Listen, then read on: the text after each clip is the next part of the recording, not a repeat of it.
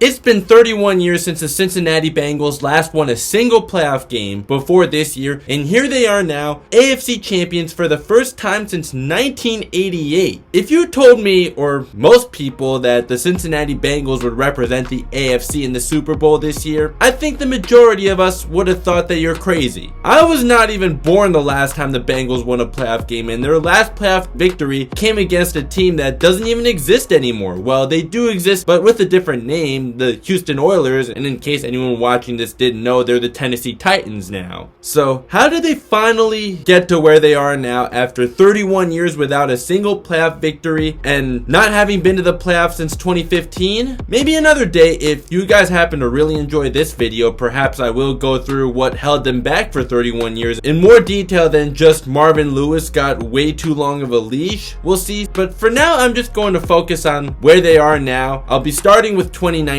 So what's going on, everyone? It's Nick. Hope you guys are doing great. Hope you're excited for the Super Bowl. And if you are excited for the Super Bowl, if you do enjoy the content and want to support, best way to show your support is leaving a like. It only takes 1 second. And also, if you could please consider subscribing and hitting the notification bell, that'd be much appreciated. Links to my social media are in the description. Let's get on with the show. So starting with 2019, when they finally moved on from Marvin Lewis, who got to stick around for 15 years without one playoff victory. This was when they hired Zac Taylor. In the first round of the draft, they drafted left tackle Jonah Williams with the 11th pick, but he missed his first season with a torn labrum he suffered participating in organized team activities, otherwise known as OTAs. Of course, giving up on him right there would have been foolish. Their second round pick, tight end Drew Sample, never had much of an impact on the team, but linebacker Jermaine Pratt, who was taken in the third round, he would have an impact as he'd start 9 out of 16 games as a rookie, and then he'd start all but one game the following year and would start all 15 out of 17 games he'd play this season.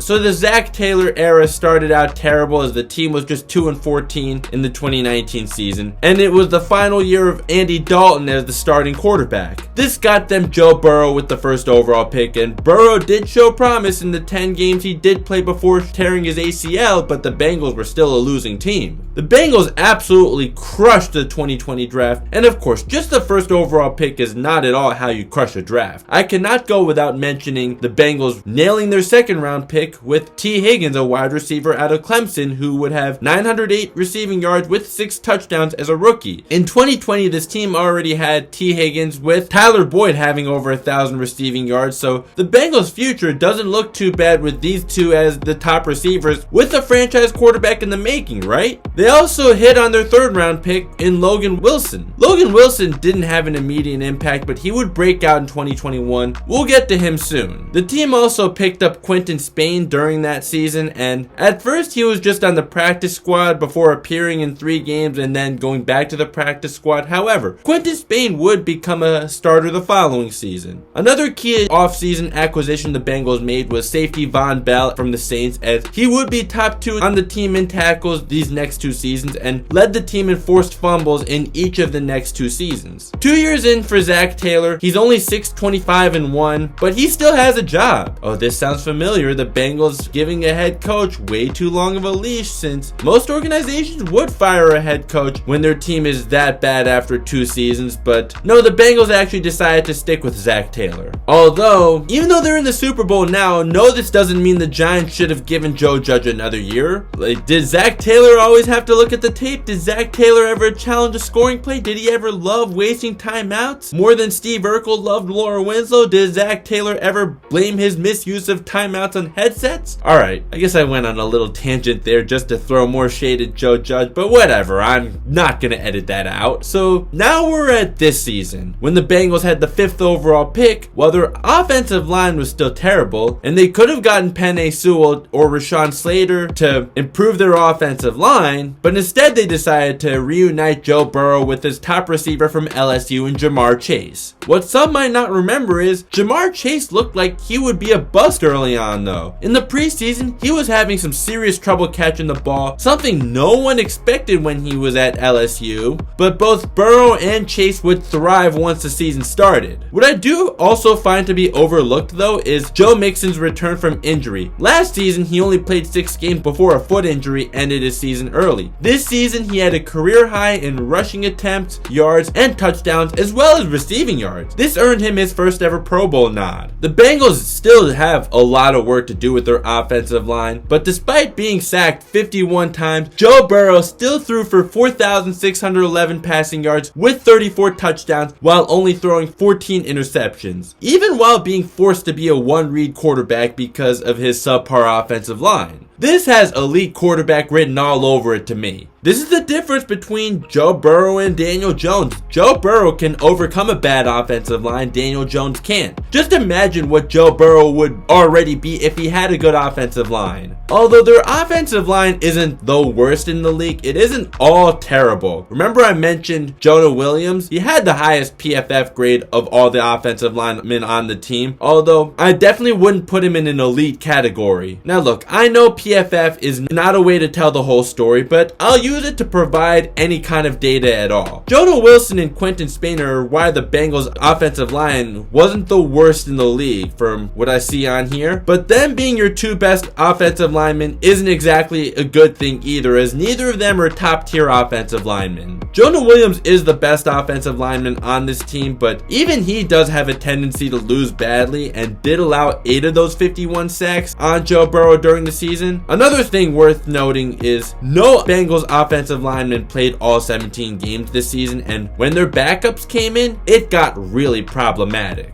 PFF does tell us that the better pick in the 2019 draft than Jonah Williams, if trying to improve your offensive line, would have been Chris Lindstrom, who's part of an even worse ranked offensive line, but I don't think that's too huge of a screw up because I don't think Chris Lindstrom alone would make the Bengals offensive line a top tier offensive line. Even though Logan Wilson was a pretty good pick in the 3rd round, if you really do want to bolster your offensive line though, perhaps Jonah Jackson, a Pro Bowl guard from the Lions, would have been the better pick though. But Logan Wilson still wasn't a bad pick. While Joe Burrow was the obvious number 1 and T. Higgins happened to be an excellent 2nd round pick. Now I did say I'll get to Logan Wilson soon, and he did lead the team in tackles in his breakout year this year. I also have to talk about the defense. The defense during the regular season was only 17th in fewest points allowed, but we should know by now that that does not tell the whole story. Obviously it's not amazing to be below the league average in points given up, but we should look at more than just that. The Bengals weren't exactly great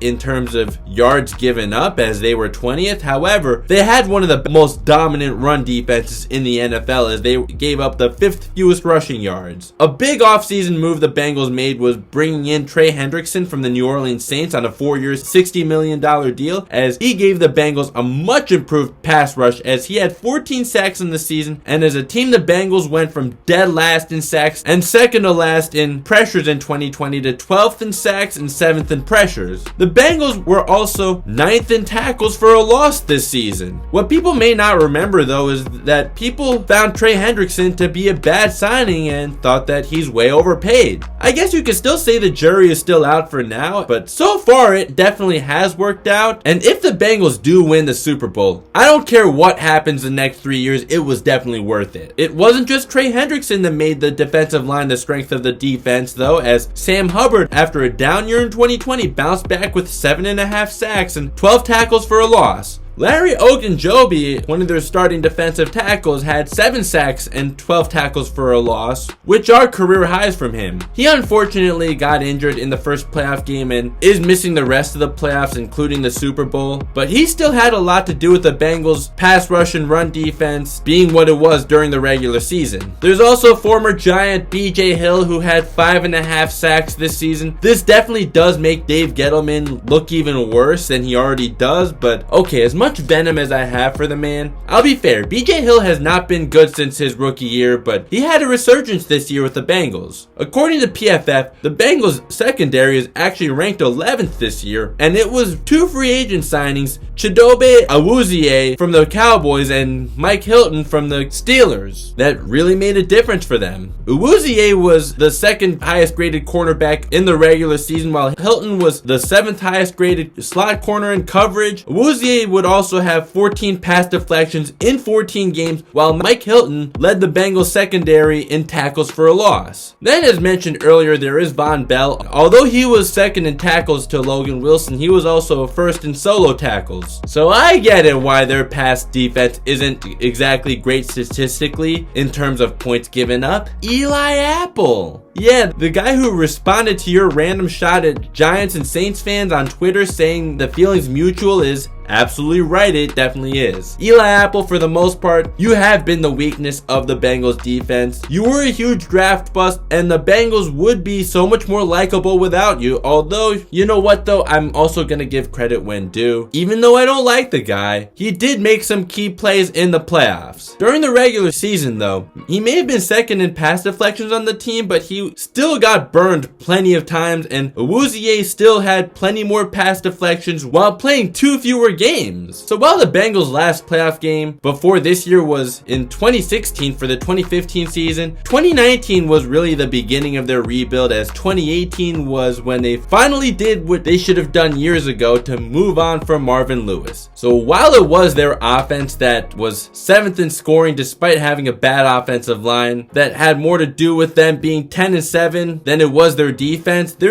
really did come to play in the playoffs, as they gave up just 19 and 16 points respectively to the Raiders and Titans in the first 2 playoff games. On offense, Jamar Chase may not have caught a touchdown in those first 2 games, but he did have over 100 receiving yards in both of those games. In the divisional round against the Titans, remember what I said about Joe Burrow overcoming a bad offensive line? He was sacked 9 times, yet he still found a way to win that game. Those 9 sacks tied him with Warren Moon for most times getting sacked in a single playoff game. He also broke Donovan McNabb's record from the 2003 divisional game for most times getting sacked in a playoff victory. The Bengals may have only scored 19 points, and Joe Burrow may have not thrown 1 touchdown pass, but of course that does not tell the whole story. He still threw for 348 passing yards despite the fact that the offensive line allowed him to get mauled. Also, that incredible play on the ball that Eli Apple made that got Logan Wilson the interception to set up the game-winning field goal against the Titans. I still don't like you, Eli Apple, but I have to give credit where it's due. Then in the conference championship, despite being down 21-3 and going into halftime down 21-10, while the Bengals offense rallied back, the defense held Patrick Mahomes and the Chiefs offense to just 3 second half points. Late in the game when the Bengals went zone, that did give Travis Kelce some open windows, and that's not something you ever want to do, but the Bengals defense did still prevail in the end. Jamar Chase didn't exactly have a repeat of his massive day in Week 17 against the Chiefs in this game. Week 17, he went for 266 yards and 3 touchdowns. This time, only 54 yards, but he also had a touchdown, and I'd still say that's a pretty good game.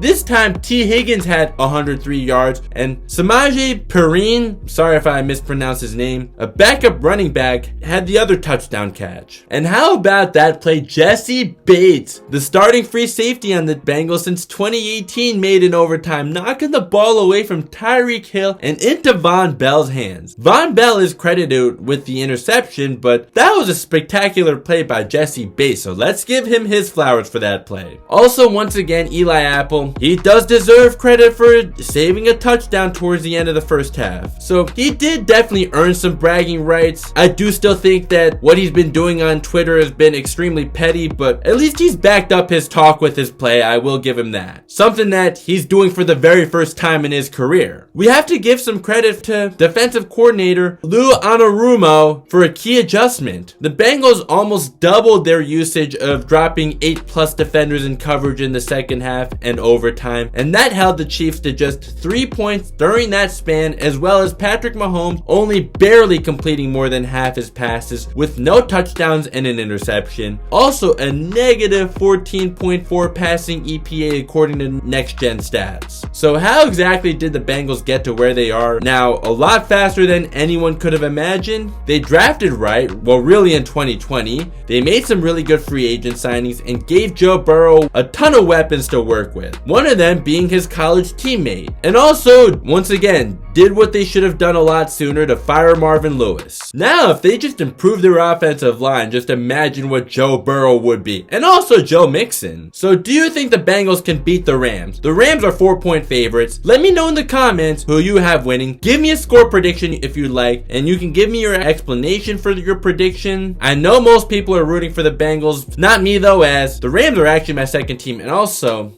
if you saw this,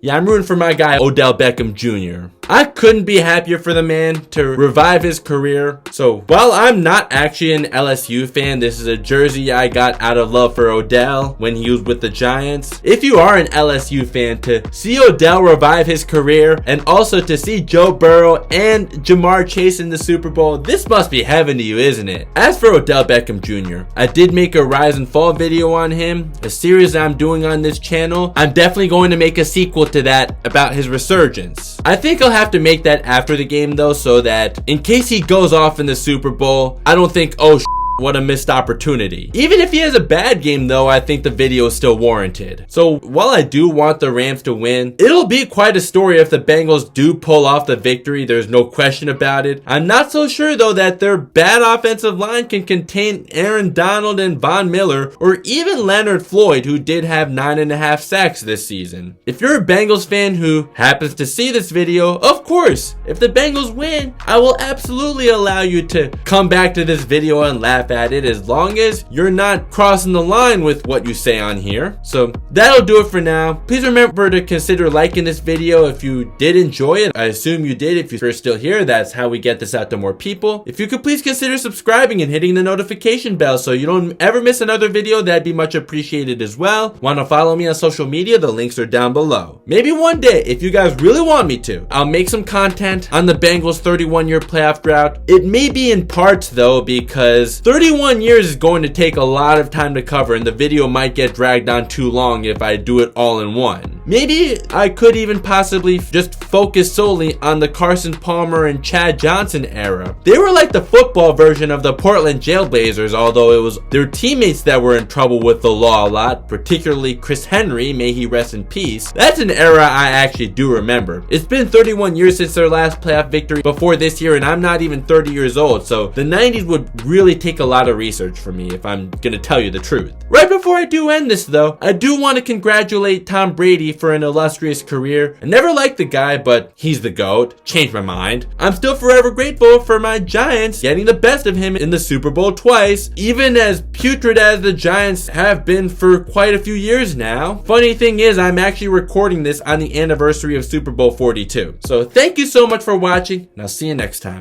Peace.